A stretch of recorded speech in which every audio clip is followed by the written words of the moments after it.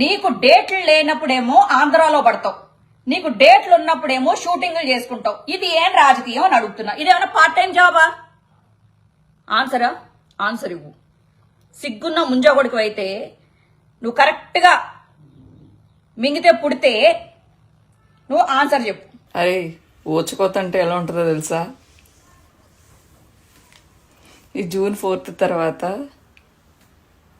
ఈ June 4, 2024 save the date. నేను మాట్లాడిన తప్పుడు మాటలకి అండ్ ఆల్సో బూతులకి నేను సారీ చెప్తున్నానండి. టీడీపీని హర్ట్ చేసిన నా క్షమాపణలు. నమస్కారం అండి, this is #you. Sri Reddy video ఖచ్చితంగా ఒక ఎన్లైటనింగ్ వీడియో. ఈరోజు ఆ అమ్మాయి ఇన్నేళ్ల తర్వాత షీ స్పోక్ ఫ్యాక్ట్స్.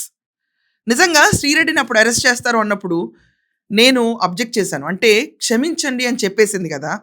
చేసిన తర్వాత అమ్మాయి పైన కేసులు పెట్టి ప్రతి పోలీస్ స్టేషన్కి తిప్పుతుంటే, వద్దండి ఈ గవర్నమెంట్ సింపథైజ్ చేసి అమ్మాయిని వదిలేయండి, తప్పు తెలుసుకుని క్షమించండి నన్ను అని చెప్పి లోకేష్ గారిని, పవన్ కళ్యాణ్ గారిని రిక్వెస్ట్ చేసింది కదా, వదిలేయండి అన్నప్పుడు నాతో చాలామంది ఏకీభవించలా. లోకేష్ గారు మీకు సారీ, అలాగే మీ అమ్మగారికి, మీ భార్య గారికి సారీ, పవన్ కళ్యాణ్ గారు సారీ, మీ కుటుంబ సభ్యులకు కూడా సారీ. నాకేం తెలీదు, పక్కెళ్ళి కూర్చో అన్నట్టు కూడా కమెంట్స్ రాశారు. ఏమండి అప్పుడు ఆ అమ్మాయి మాట్లాడిన మాటలు ఖచ్చితంగా అసలు ఇట్స్ అన్పార్లమెంటరీ లాంగ్వేజ్. అసలు జనాలు అనేవాళ్ళు వినలేరు. కానీ అమ్మాయి చెప్తున్న వర్షన్ ఈరోజు వింటే మాత్రం చాలా బాధేసింది. ఏంటంటే అమ్మాయి నాకు ఆరోగ్యం బాగాలేదు, ఆర్థికంగా నాకు అంత బాగాలేదు అని చెప్పి వైసీపీ సోషల్ మీడియా హెడ్కి ఫోన్ చేసి నాకు కొంచెం డబ్బులు పంపించండి అని అడిగింది. ఏమంటే ఒక క్యాండిడేట్ పాపం డబ్బులు పంపించండి అని ప్రధానంగా ఒక స్త్రీ అడగటం అన్నది నిజంగా ఒక తన తక్కువ చేసి అడగటమే. పాపం ఇమ్మీడియట్గా పంపించేయాలి. కానీ పై వాళ్ళకి చెప్పి ఆలోచిస్తామని చెప్పిన తర్వాత ఈ రోజు దాకా ఫోన్ లేదు.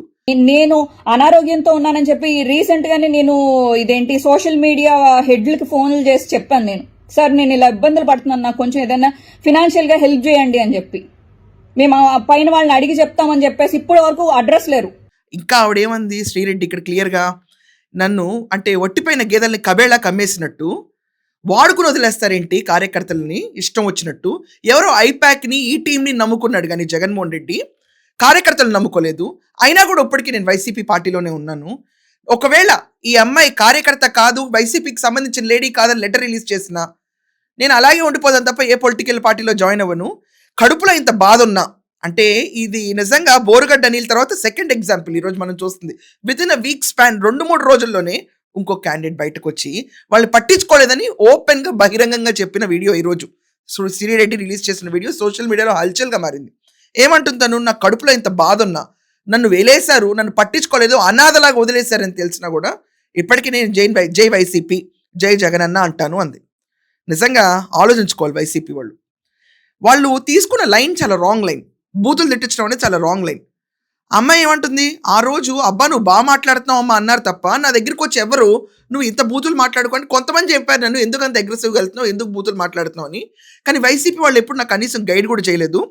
అండ్ తినేమందంటే నన్ను వైసీపీ వాళ్ళు నన్ను అమ్మాయిగా అనుకోలేదు, నేను వాళ్ళ అనుకోకపోయినా సింపథైజర్గా నేను పనిచేశాను, సిగ్గు లేకుండా పనిచేశాను నేను వైసీపీ కోసం అని ఓపెన్గా అనేసింది. ఇదే కనుక నేను టీడీపీ కోసం పనిచేస్తుంటే నాకు ఏదో చిన్నో చెతకో పొజిషన్ ఇచ్చి ఉండేవాళ్ళు. ఇక్కడైతే అసలు కూడా పట్టించుకోలేదు. జగన్మోహన్ రెడ్డిని కలవటానికి కూడా దిక్కు లేకుండా పోయింది పార్టీలో అని క్లియర్గా ఎండగట్టేసింది. ఇదే టీడీపీలో అయి ఉంటే గనక ఇలాంటి పరిస్థితి వచ్చుండేది కాదు. ఒకవేళ నేను ఇప్పుడు జై టీడీపీ అంటే టీడీపీ జెండా నేను పట్టుకుంటే గనక వాళ్ళని యాక్సెప్ట్ చేస్తారు, అది వాళ్ళ గొప్పతనం అని చెప్పి క్లియర్గా ఎస్టాబ్లిష్ చేసింది. ఇదే సేవ నేను తెలుగుదేశం పార్టీకి చేసుండుంటే ఈరోజు అనిత గారికి ఆవిడ హోమ్ మినిస్టర్ ఇచ్చారు కదా, అలాగే ఏదో ఒక చిన్న పొజిషన్ అన్నా నాకు ఇచ్చేవాళ్ళేమో. ఇంత వేరే విధేయతగా పనిచేసింది ఈ పిల్ల అని చెప్పేసి.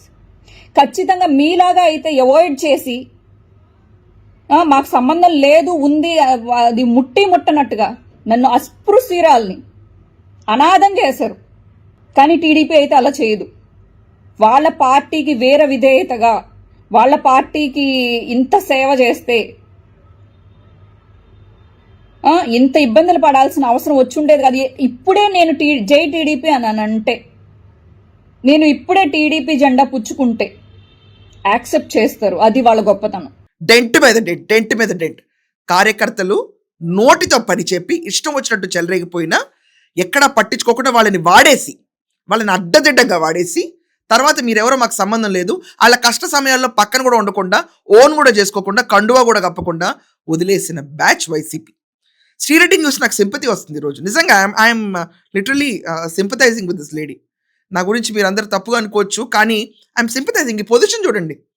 ఎవరు నమ్ముకుంటున్నామో తెలిసి కొంచెం విజ్ఞత ప్రదర్శించి ఉంటే కనుక ఈ సిచ్యువేషన్ వచ్చి ఉండేది కాదు. నేను యూట్యూబ్లో ఏదో డబ్బులు సంపాదించాను అనుకుంటున్నారు అందరూ ఇలా తిట్టిన వీడియోస్తో. నేనేం సంపాదించుకోలేదు. అదన్నీ వైసీపీ ప్లాట్ఫామ్స్లో వేసుకుని చిన్న చిన్న యూట్యూబర్లు బతికారు, కానీ నేనేమీ గడించలేదు. అది ఫ్యాక్ట్. ఆ అమ్మాయి నిజంగా ఆ అమ్మాయి మాట్లాడిన మాటల్ని అన్ని సోషల్ మీడియాలో వాడేశారు.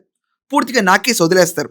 ఇది కాకుండా కరుమూరు వెంకటరెడ్డికి నేను ఫోన్ చేసి చెప్పాను, అసలు ఆ బోరుగడ్డ అనిల్ మావాడు కాదని చెప్పి ఒక లెటర్ రిలీజ్ చేయండి, ఎంత చండాలంగా మాట్లాడుతున్నాడని బోరుగడ్డ టాపిక్ తీసుకొచ్చింది ఇంట్లో.